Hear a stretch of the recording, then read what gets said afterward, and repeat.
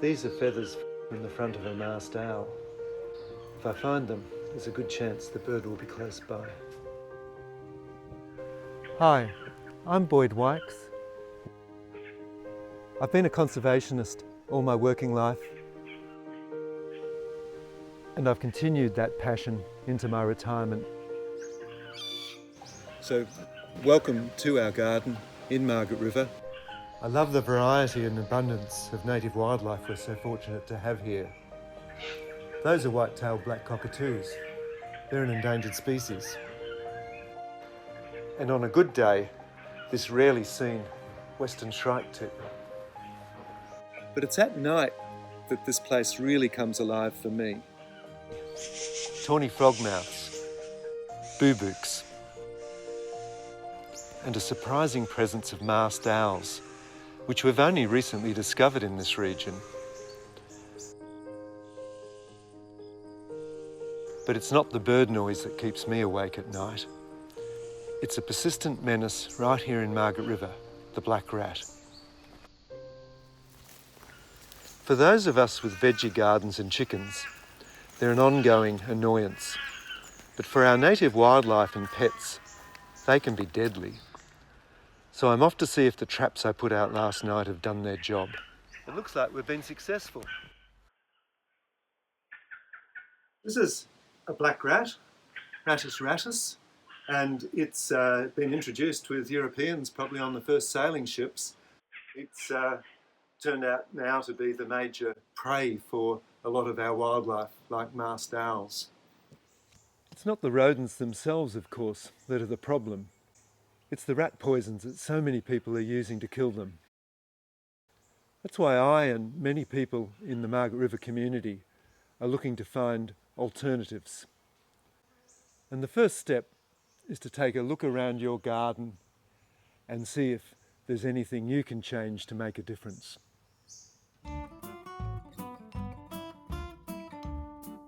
Compost is going to be one of your main attractants to rats.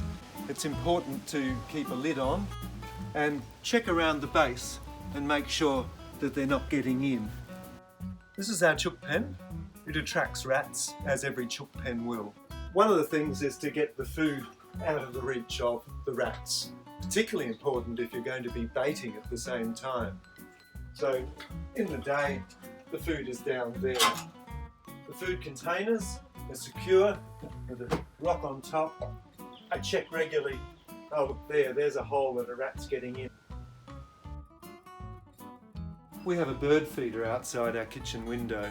It's designed so that the plate and the seed is held securely in here.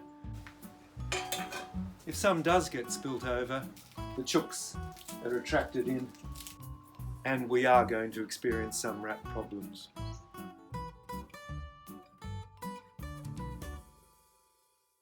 When you've got a rat or a mouse problem, a lethal trap, a simple, quick death, is the most humane approach. An old-fashioned snap trap, and these electronic traps can work quite well. You just tip the animal into the ground and bury it. But here in Margaret River, we're very fortunate to have wildlife that can also be unintended victims. You don't want to sort of kill first and ask questions later. By using this cage trap and placing it around where I had rats in the chook pen, I also found I had quenda, our bandicoot. I've caught them and been able to release them. You could place the trap high up out of reach of quenda, but we also have small climbing marsupials here, mardo and phascogales. So I've persisted in using the cage trap here in my garden. For all of these traps, it's important to clean them between uses, or else the scent of the animal that you've caught can put off another animal coming in next time.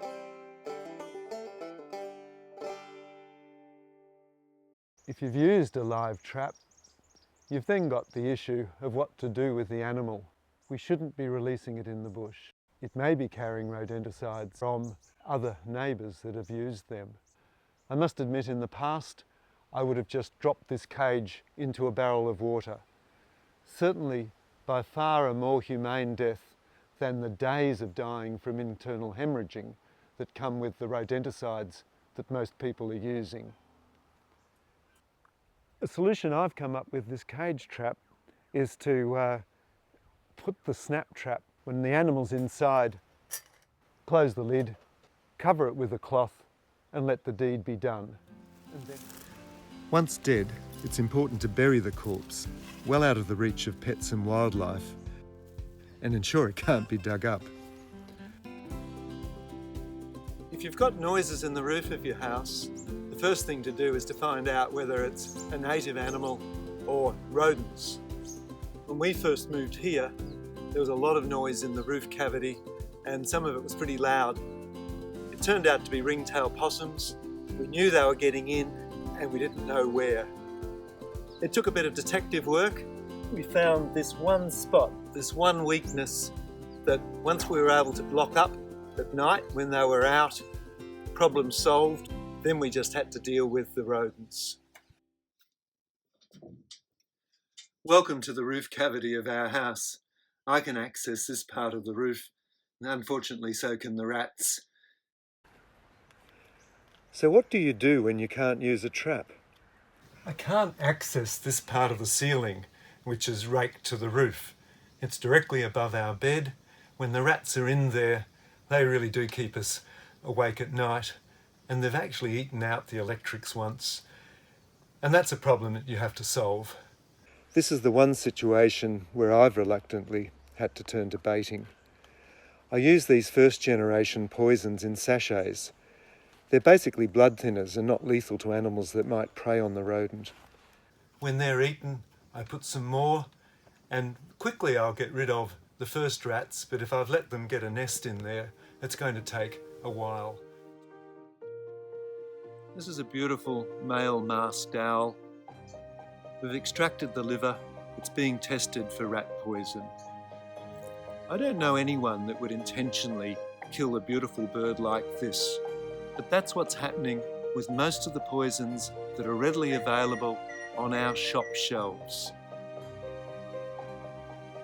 It's a little bit harder to take the measures that we're advocating, but isn't it worth it?